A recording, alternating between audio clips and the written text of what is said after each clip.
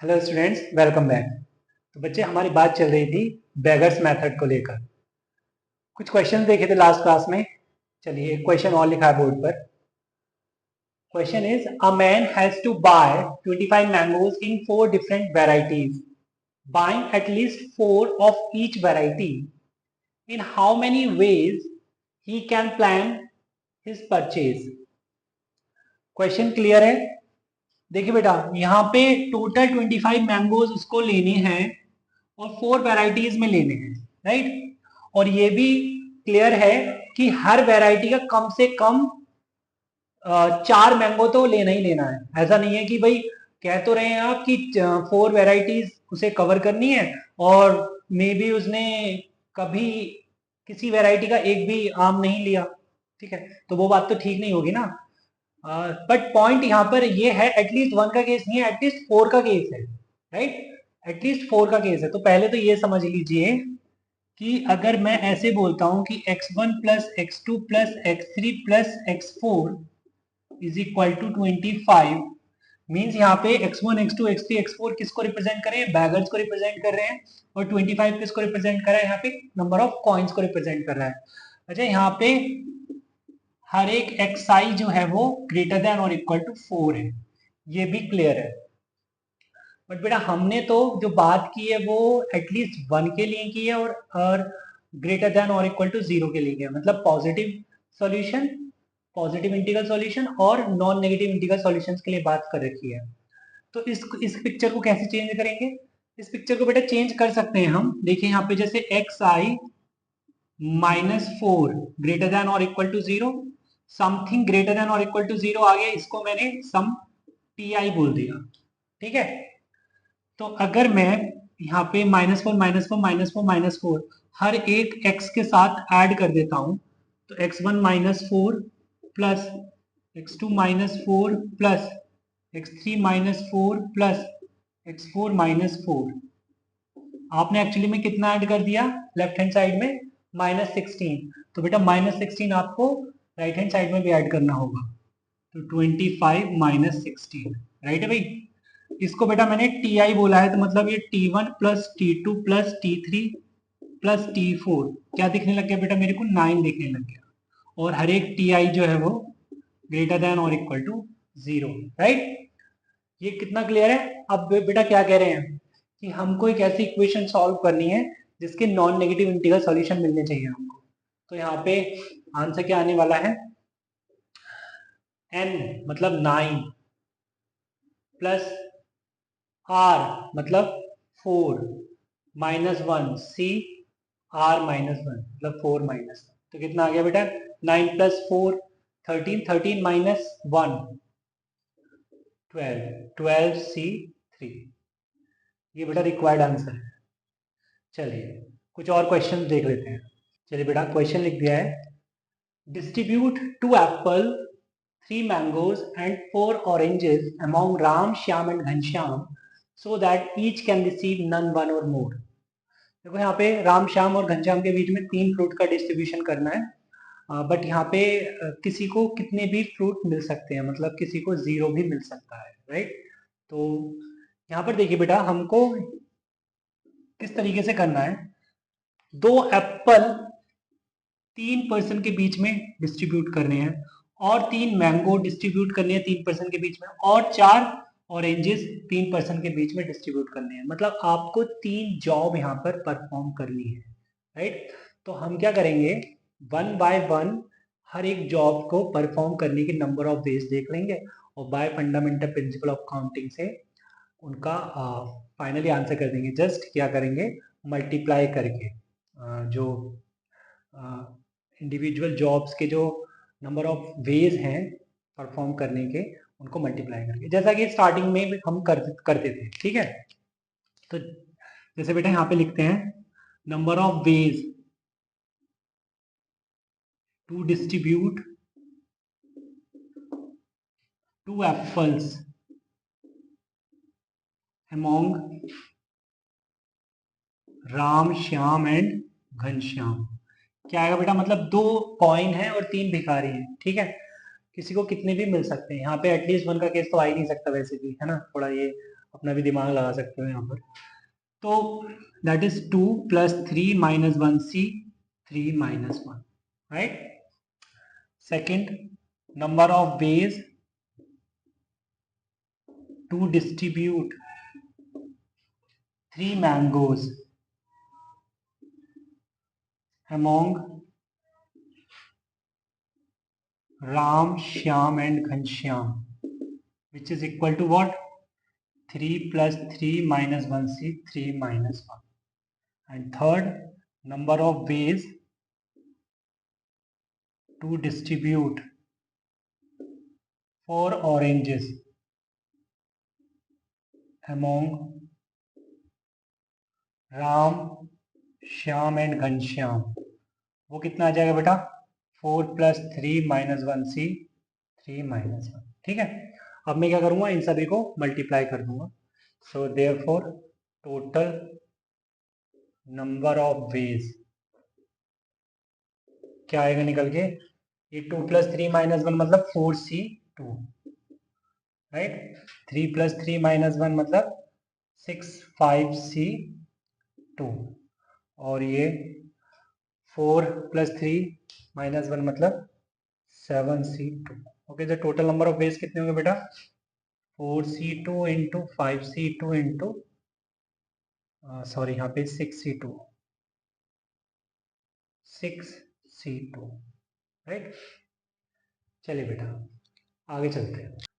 चलिए बेटा, तो क्वेश्चन लिख दिया है, in how many ways 30 marks to be allotted to 8 questions if at least 2 marks to be given to each question, right.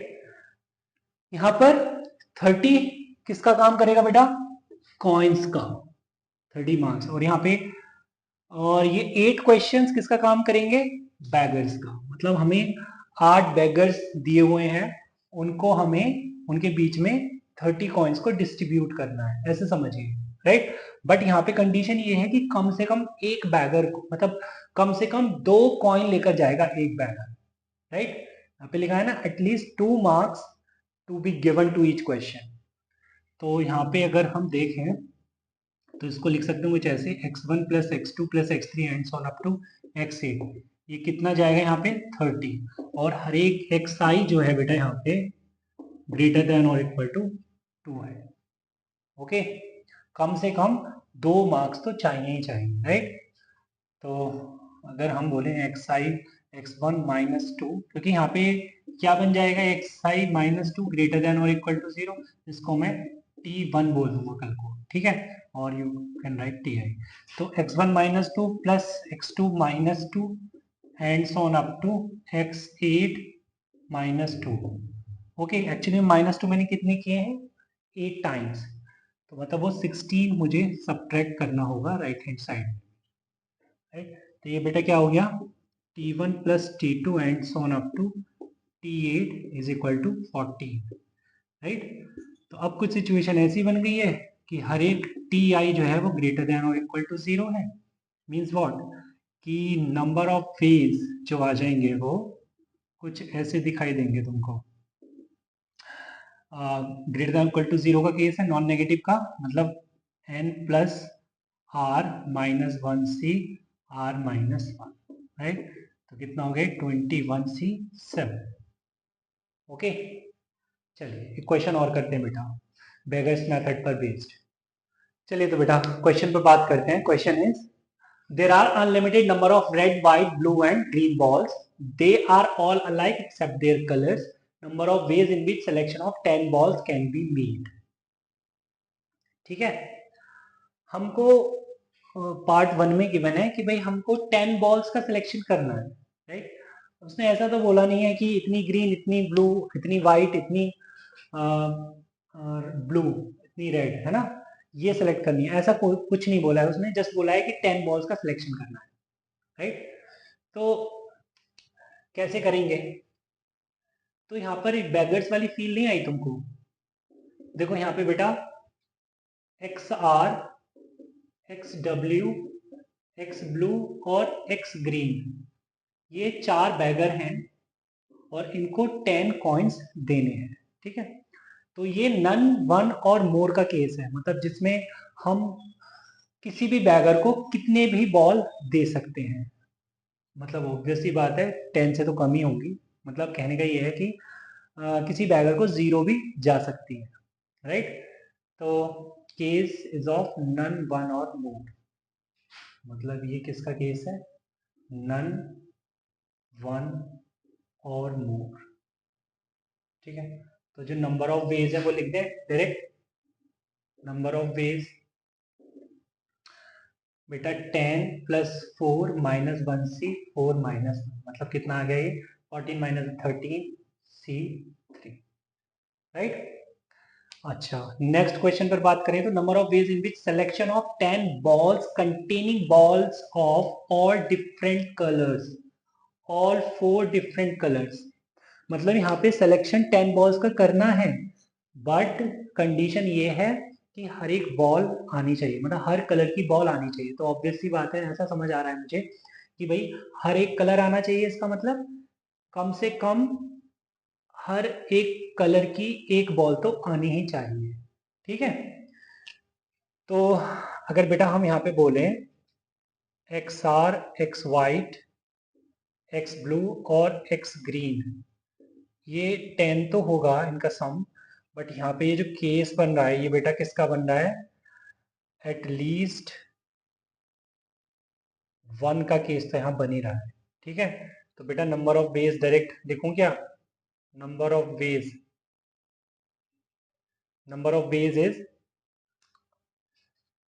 10 minus 1c 4 minus 1, that is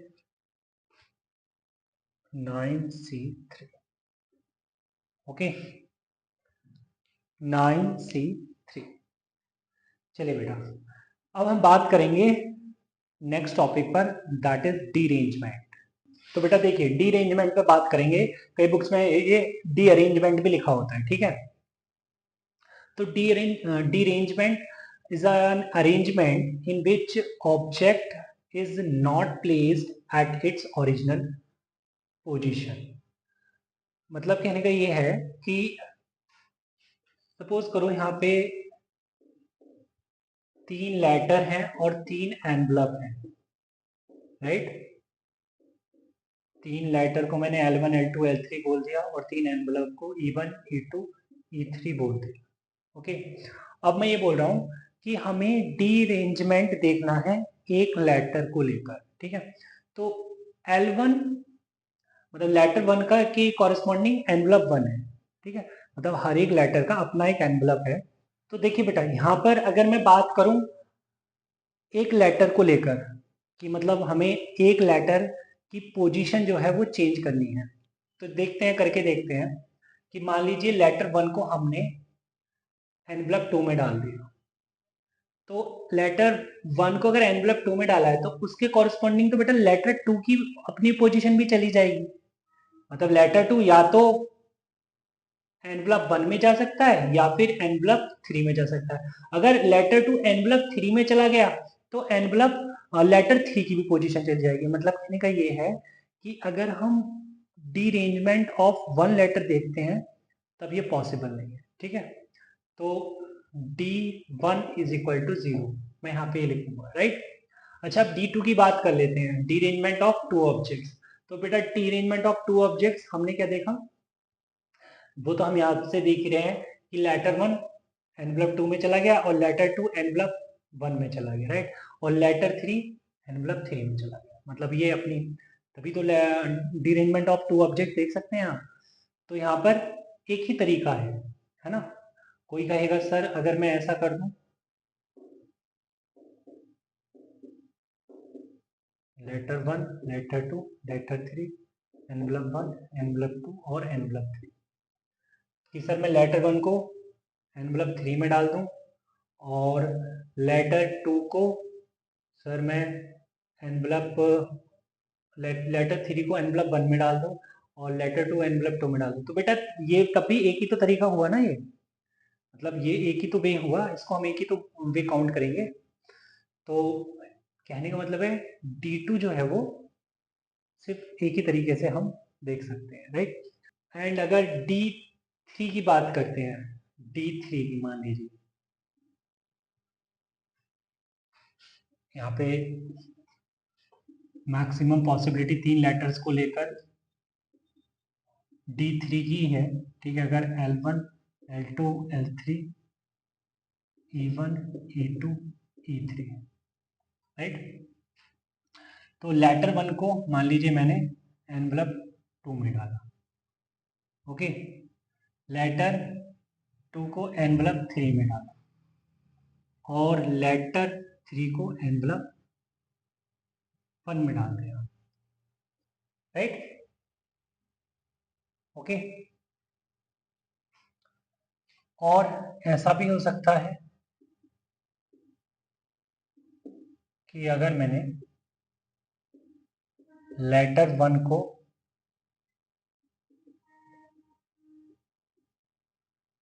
envelope 3 में डाला, letter 2 को envelope 1 में डाला, लेटर 3 को एनवलप 2 में डाला,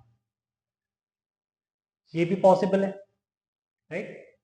तो यहाँ पर जो हम डीअरेंजमेंट ऑफ 3 ऑब्जेक्ट्स देख रहे हैं वो मेरे को 2 वेज मिल रहे हैं, राइट। तो D3 जो है वो 2 है, ठीक है। ये तो हमने ऐसे ही देख लिया बाय ऑब्जर्वेशन। D1 के लिए 0, D2 के लिए D1 के लिए 0, D2 के लिए 1 एंड D3 के लिए 2। अगर बात D4 की होती है, राइट, तो क्या करेंगे सर? ऐसे ही करेंगे, ऐसे भी कर सकते हैं अगर तुम्हें ठीक लगता है तो। बट हम ये भी देख रहे हैं कि अगर D4 में अगर हम नहीं जाके फंसे तो D5 में फंस जाने लगेंगे, D6 में, है ना। कोई बहुत महान है तो वो D10 में फंसेगा। मतलब अगर मैं जैसे जैसे नंबर ऑफ ऑब्जेक्ट्स बढ़ाता जाऊंगा वैसे वैसे प्रॉब्लम जो है वो बढ़ती जाएगी। तो हमने क्या किया, हमने एक फॉर्मूला बना लिया। हम फॉर्मूले के प्रूफ पे नहीं जाएंगे, जस्ट हम फॉर्मूले को लिखेंगे, ठीक है। तो हमारे लिए वो फॉर्मूला काफी रहेगा, ठीक है। चलिए, तो अब उस फॉर्मूले पर बात करते हैं। तो बेटा यहाँ पे हम लिखते हैं डीरेंजमेंट ऑफ एन ऑब्जेक्ट। अच्छा, उससे पहले हम डीरेंजमेंट की एक छोटी सी डेफिनेशन लिख लेते हैं।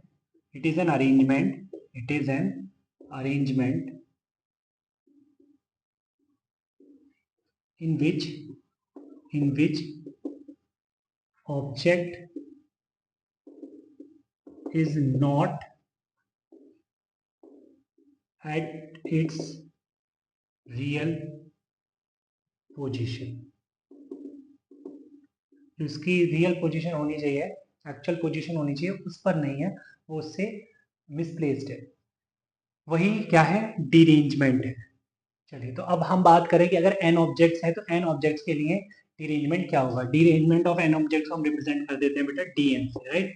तो dn के लिए फॉर्मूला है बेटा, dn इज, हम क्या करेंगे, n ऑब्जेक्ट्स में से n ऑब्जेक्ट्स को पहले सेलेक्ट करेंगे, दैट इज NCN, और फिर उनको n फैक्टोरियल वेज में अरेंज करेंगे एंड साथ में लिखेंगे 1 minus 1 upon 1 factorial plus 1 upon 2 factorial minus 1 upon 3 factorial plus 1 upon 4 factorial minus 1 upon 5 factorial plus and so. Okay, कहाँ जाके रुकेगा? समझ आ जाएगा कहाँ जाके रुकेगा, ओके। जो भी आपको नंबर बाहर दिखेगा उसी पे जाके रुक जाएगा, राइट। अच्छा, ये तो बात हुई जब n ऑब्जेक्ट्स की है। अब अगर हम वो बात करें derangement of r objects out of n, मतलब हम dr देख रहे हैं बिल्कुल, ठीक है, dr। तो dr क्या होगा बच्चे? NCR। पहले हम n में से r ऑब्जेक्ट सेलेक्ट करेंगे, फिर उनको r फैक्टर बेस में अरेंज करेंगे, ठीक है। और ये हो गया 1 minus 1 upon 1 factorial plus 1 upon 2 factorial minus 1 upon 3 factorial plus dot, okay. चलिए, तो जैसे मैंने बोल दिया, arrangement, D arrangement of 6 letters and 6 envelopes. मतलब यहाँ पे n की वैल्यू जो है वो 6 है। तो लिखें बच्चे, तो D6 हमें देखना बेसिकली, तो हो जाएगा क्या? 6 फैक्टोरियल बाहर, 1 minus 1 upon 1 factorial plus 1 upon 2 factorial minus 1/3 factorial plus 1/4 factorial minus 1/5 factorial plus 1/6 factorial. देखो बेटा यहाँ आ जाकर रुक जाएंगे, इससे आगे नहीं जाएंगे क्योंकि बात 6 की हो चुकी है। ठीक है, तो ये हो जाएगा 6 फैक्टोरियल 1 माइनस 1, ये तो बेटा कैंसिल आउट ही हो जाएगा। 1/2 minus 1/6 plus 1/24 minus 1/120 plus 1/720, right. And 6 factorial is also 720, तो इसको 720 लिख दिया। तो अगर एलसीएम लेता हूँ बेटा 720 एलसीएम आ जाएगा 360। ओके, तो ये हो गया 360 माइनस 6 12 जा 72 है ना, 12 6 जा 72 होता है, तो माइनस का ये आ जाएगा बेटा कितना 6 12 जा तो 120। ठीक है, प्लस का 24 3 जा 72 तो ये आ जाएगा 30। ओके, माइनस 12 6 जा 72 तो ये जाएगा माइनस का 6 प्लस का 1। ओके, ये हो गया कैंसिल आउट। कितना हो बेटा ये 36 360 प्लस 30 390 391 माइनस 120 माइनस 126। ओके, तो कितना आ गया ये 5 8 6 और 2 265 आ गया। चलिए एक क्वेश्चन और करते हैं। चलिए बेटा, तो क्वेश्चन लिख दिया है 4 letters are to be kept in 4 envelopes. Number of ways they can be placed if none of the letters goes into its own envelope. Right? Case जो है बेटा वो D4 का है ना। सिंपल समझ आ रहा है कि 4 लेटर को 4 एनवेलप में रखना है जिससे कि कोई भी लेटर अपने एनवेलप में ना जाए। तो यूज तो करने को मैं फॉर्मूला भी कर सकता हूँ, है ना, बट विदाउट फॉर्मूला पहले करके देखते हैं, मतलब इसका मतलब क्या है। तो पहले तो मैं देखता हूँ टोटल वेज इस काम को करने के। अगर मान लीजिए 4 प्लेस हैं और 4 ऑब्जेक्ट आपको रखने हैं उन प्लेसेस पर, तो टोटल वेज कितने बनेंगे। टोटल वेज कुछ इस तरीके से होंगे कि मान लीजिए आपने ऐसा रख दिया कि चारों सही जगह रख दिए, है ना। ऐसा एक तरीका हो सकता है। एक ऐसा भी तरीका हो सकता है जिसमें 3 तो सही हैं और एक गलत जगह पहुंच गया। कोई एक तरीका ऐसा भी हो सकता है जिसमें, मतलब कुछ तरीके ऐसे भी हो सकते हैं जिसमें 2 सही जगह हैं और 2 गलत जगह हैं। और कुछ तरीके ऐसे भी हो सकते हैं जिनमें एक सही जगह है और 3 गलत जगह है। और कुछ तरीके ऐसे भी हो सकते हैं जो चारों गलत है। ठीक है, तो चारों सही हैं। अच्छा, टोटल वेज कितने बनेंगे बेटा 4 फैक्टोरियल, ये तो बात सही है, समझ आती है। चारों सही पहुंचे अपनी अपनी जगह, इसका मतलब क्या हुआ कि पहले आपने 4 में से 4 सेलेक्ट किए होंगे और उनको एक ही तरीके से रखा होगा, है ना। L1 E1 में गया, L2 E2 में, L3 E3 में एंड L4 E4 में गया। एक ही तरीका होगा ना वो। और का मतलब प्लस, 3 तो सही सही जगह चले गए और चौथा गलत जगह गया। ऐसा हो सकता है पॉसिबल। L1 E1 में, L2 E2 में, L3 E3 में गया और L4 अलग चला जाएगा, ऐसा पॉसिबल है? नहीं है पॉसिबल। इसका मतलब इसके लिए तो बेटा 0 आएगा, राइट। और मतलब नेक्स्ट 2 सही जगह और 2 गलत जगह, तो ये D2 का केस है। D2 बेटा 1 होता है, ठीक है। अच्छा, 2 सही जगह जाएंगे, पहले तो 2 सही जगह जाने का देख लीजिए। तो 2 सही जगह जाएंगे बेटा, 4 में से कोई भी 2 पहले सेलेक्ट करोगे आप, राइट। उनको सही जगह पहुंचाना है, मतलब L1 E1 में और L2 E2 में, तो वो तो एक ही तरीके से जाएंगे। और 2 गलत जगह पहुंचाने मतलब D2, राइट। D2 कितना था बेटा, D2 था 1। ओके, D2 1 होगा, चाहे वो 3 लेटर के लिए हो, 4 लेटर के लिए, 10 लेटर के लिए हो, ठीक है। D2 हमेशा 1 होगा। प्लस एक सही जगह, मतलब 4 में से कोई एक आपने सिलेक्ट किया, उसको सही जगह पहुंचा दिया, मतलब इंटू 1। और D3 का मतलब बेटा 2 और मतलब प्लस, और ये 4 रॉन्ग मतलब ये बेटा D4, यही है D4, यही चाहिए मुझको। 4 फैक्टोरियल का मतलब बेटा 24 होता है, राइट। 4 दैट इज 1, तो 1 प्लस 0 प्लस 4c2 मतलब 6 प्लस 4c1 इज 4, 4 2 ज़ा 8 प्लस d4। तो बेटा d4 कितना आ गया, अगर हमें तो d4 चाहिए ना, तो 24 माइनस 6 प्लस 8 14, 14 प्लस 1 15, 15। तो बेटा d4 की वैल्यू जो आई है निकल के वो आई है 9। ओके, और इसका हम आंसर फॉर्मूले से भी दे सकते हैं, राइट। चलिए तो एक बार फॉर्मूले से भी देख लें। फॉर्मूले से ये कुछ इस तरीके से बनेगा, d4 is 9 factorial 4 factorial into 1 minus 1 upon 1 factorial plus 1 upon 2 factorial minus 1 upon 3 factorial plus 1 upon 4 factorial, right. तो बेटा 4 फैक्टोरियल मतलब 24, 24 ये तो कैंसिल आउट हो गया, 24 एलसीएम लेंगे तो ये बनेगा 2 12 से 24 तो 12, और ये 6 4 से 24 तो माइनस का 4 प्लस का 1, ठीक है बेटा। 4 फैक्टोरियल 24 कैंसिल आउट हो गया, 12 प्लस 1 13, 13 माइनस 4 9, तो d4 9 आ गया, ठीक है। बट ये वैसे तो आंसर सेकंड वाले ने जल्दी दिया, वो हमेशा ही देगा, है ना, जल्दी, बट इस तरीके से भी अंडरस्टैंडिंग बिठानी। चलिए बेटा एक क्वेश्चन छोटा सा और ले लेते हैं। चलिए बेटा, तो क्वेश्चन लिख दिया है, in a class of 10 students roll numbers are written on their respective chairs, find the ways in which exactly 3 students do not sit on their chairs. ठीक है, तो बेटा यहाँ पे जो केस है वो D3 का है, हमें सिर्फ और सिर्फ D3 पर बात करनी है। हमें n गिवन है 10, तो अगर हम बेटा बात करें D3 को लेकर, तो हम क्या करेंगे, पहले आउट ऑफ 10 हमें 3 को सेलेक्ट करना है, कोई से भी 3 हो सकते हैं वो, तो 10C3 वेज में हमने उनको सेलेक्ट किया और फिर उन्हें 3 फैक्टोरियल वेज में अरेंज किया, और फिर साथ में क्या लिखा, 1 minus 1 upon 1 factorial plus 1 upon 2 factorial minus 1 upon 3 factorial, right. और यहाँ पे कहानी क्लोज हो जाएगी। ये तो बेटा इससे कैंसिल आउट हो गया, 10C3 मतलब 10 into 9 into 8 upon 1 into 2 into 3, right, into 3 factorial मतलब 1 इंटू 2 इंटू 3। अच्छा यहाँ पे एलसीएम लेते हैं तो 2 और 6 का एलसीएम बनेगा बेटा 6, और ये 2 3 जा 6, 1 3 जा 3 माइनस 1, ठीक है। तो ये तो इससे कैंसिल आउट हो गया। अच्छा ये 2 5 जा 10 एंड 3 3 जा 9, ठीक है।